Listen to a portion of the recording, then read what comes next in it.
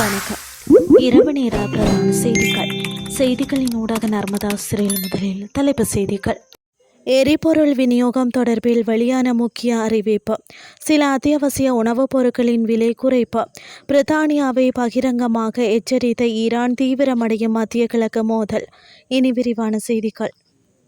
நாளை மற்றும் நாளை மறுநாள் சேமிப்பு முனையங்களிலிருந்து எரிபொருள் வழங்கப்படாது என்று கூறப்படும் செய்திகள் முற்றிலும் பொய்யானவை என இலங்கை பெட்ரோலிய கூட்டுத்தாபனம் தெரிவித்துள்ளது. பெட்ரோலிய கூட்டுத்தாபனத்தின் நிர்வாக பணிப்பாளர் மயூர நெத்திகுமார நாடு முழுவதும் உள்ள எரிபொருள் நிரப்பு நிலையங்களுக்கு தொடர்ச்சியாக எரிபொருள் வழங்கப்பட்டு வருவதாக குறிப்பிட்டுள்ளார். மேலும் வாகன பதிவு எண்ணின் கடைசி இலக்கம் இரட்டை எண்ணாக உள்ள வாகனங்களுக்கு மட்டுமே இன்று எரிபொருள் வழங்கப்பட்டதாகவும் அவர் கூறியுள்ளார்.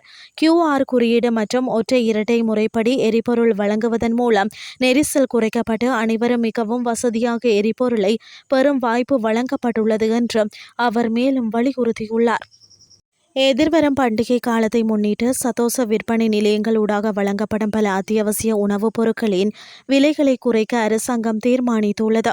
கொழும்பில் இன்று நடைபெற்ற ஊடகவியலாளர் சந்திப்பில் கலந்து கொண்டு கருத்து தெரிவித்த வர்த்தக அமைச்சர் வசந்த சமரசிங்க இந்த விலை குறைப்பு தொடர்பான விவரங்களை வெளியிட்டார். இதன்படி வெள்ளை நாட்டு அரிசி, வெள்ளை அரிசி, கோதுமை மா, பருப்பு, நெத்தலி மற்றும் பெரிய வெங்காயம் உள்ளிட்ட அத்தியாவசிய பொருட்களுக்கு இவ்வாறு விலை குறைப்பு மேற்கொள்ளப்பட்டுள்ளதாக அவர் மேலும் குறிப்பிட்டார். இனி வெளிநாட்டு செய்திகள்.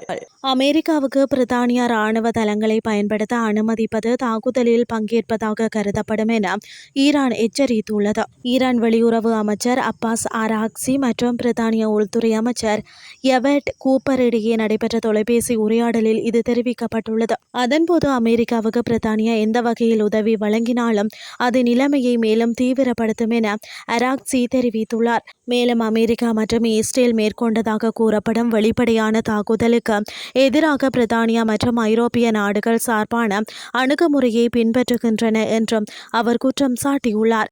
இத்துடன் செய்திகள் யாவும் நிறைவடைகின்றது. அடுத்து காலை 8:30 எதிர்பாருங்கள். நன்றி.